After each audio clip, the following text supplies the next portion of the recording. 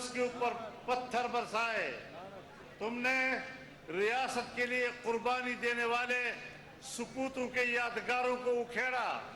تم نے چکدرہ کے قلعے پر حملہ کیا، تم نے وہاں پر لوگوں پر گولیاں چلائی، تم نے وہاں مسجد جلائی، تم نے مسجد کے اندر قرآن کریم جلائے، پوری ریاست شریعت دین تم سے محفوظ نہیں رہا، تو پھر ظاہر ہے کہ ہم نے آپ کے خلاف جو پہلے دن آواز بلند کی تھی وہ صحیح نکلی۔ اور میں آپ کو راز کی بات بھی بتا دوں ڈیرے والوں، میں نے پریس کانفرنس میں ان تمام شخصیات کا نام لیا، اور آج ہماری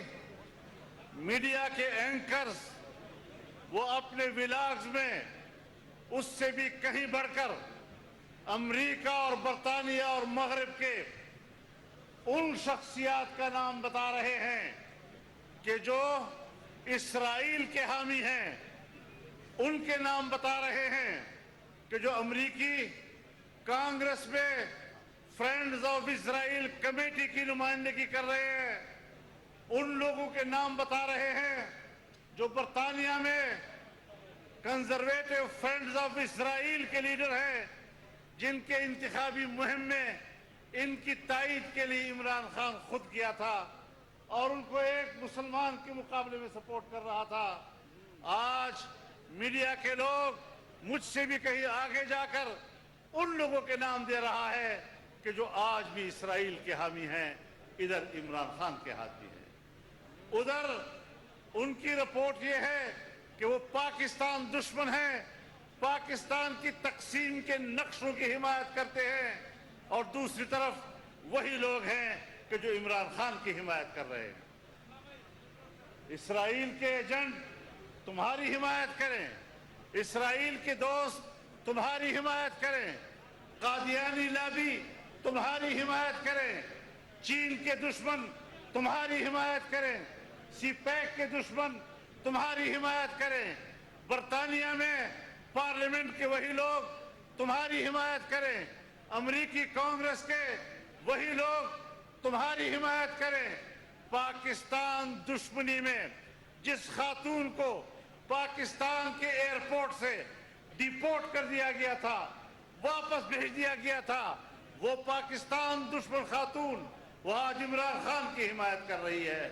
آپ مجھے بتائیں کہ یہ پاکستان دشمن لوگ نہیں تھے تو اور کیا تھے جس کے خلاف جمعیت علماء اسلام نے جو پہلے دن سے آواز اٹھائی، آج وہ حق و صداقت کی زبان بن گئی۔ آج ہر ایک زبان پر وہی موقف آ رہا ہے، وہی بات آ رہی ہے۔ انہی لوگوں نے سی پیک کو روکا تھا، انہی لوگوں نے نواز شریف کے زمانے میں ڈی آئی خان کی سرزمین پر اس کے اعلان کیے گئے منصوبوں کو روکا تھا، اور آج جب وہ سامنے سے ہٹ گئے تو آج آپ مناظر دیکھ رہے ہیں۔ یہ جلسہ وہ منظر پیش کر رہا ہے کہ ڈی آئی خان کے پسماندہ علاقے کی ترقی کا سفر آج ہم نے پھر شروع کر دیا۔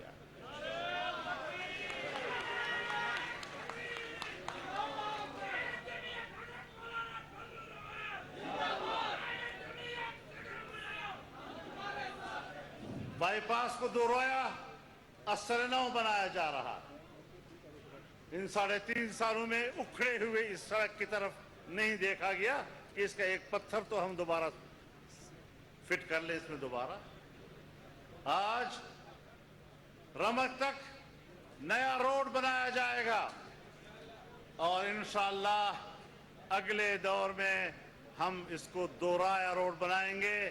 انڈس ہائی وے کو اثر نو کراچی کا نیا سفر آپ کا شروع کرائیں۔ تکبیر! قائد جمعیت حضرت مولانا فضل الرحمان، قائد جمعیت حضرت مولانا فضل الرحمان۔ جو سی پیک آج پھر شروع ہو رہا ہے، سگو تک اس کا پہلا سیکشن ہے، درابن تک اس کا دوسرا سیکشن ہے۔ ہم نے درابن سے موسیٰ زئی، چودوان، کڑی شموزئی اور رمک تک انڈس ہائی وے کے ساتھ اس کو ملا دیا ہے، اور انشاءاللہ اس منصوبے پر کام شروع کیا جائے گا۔ ہم نے آج یارک انٹرچینج سے براہ راست ٹانک کی سڑک کا افتتاح کر دیا ہے. ہم نے پیزو سے ٹانک کے روڈ کا افتتاح کر دیا ہے اور انشاءاللہ اس سی پیک کو ہم لکی مروت کے ارسلا وانڈے سے لے کر راستے میں کرک کی تحصیل اور اس سے آگے بنڈو جو لنک روڈ ہے 3 اضلاع کو انشاءاللہ العزیز سی پیک کے ساتھ ملایا جائے گا. دریائے کرم پر پل ڈالا جائے گا اور لکی مروت کا ہیڈ کوارٹر اور یہ جو لنڈیوے کا علاقہ ہے آپ کا کرمپار علاقہ جسے کہتے ہیں وہ ایک دوسرے سے براہ راست وابستہ ہو جائے انشاءاللہ العزیز. تو پورے خطے پر ہماری نظر ہے. اور میں آپ کو ایک اور بات بتا دوں, سی پیک صرف سڑک کا نام نہیں ہے, یہ تجارتی شاہراہ ہے, اکنامک کوریڈور ہے. اس اقتصادی راستے کے ساتھ یہاں پر ایک انڈسٹریل ایریا بنے گا جہاں ہزاروں ایکڑ پر مشتمل ایک نیا شہر آباد ہوگا جس میں انڈسٹریاں ہوں گی, جس میں انڈسٹری کے تمام لوازمات وہاں ہوں گے, بجلی پہنچائی جائے گی. اور اس وقت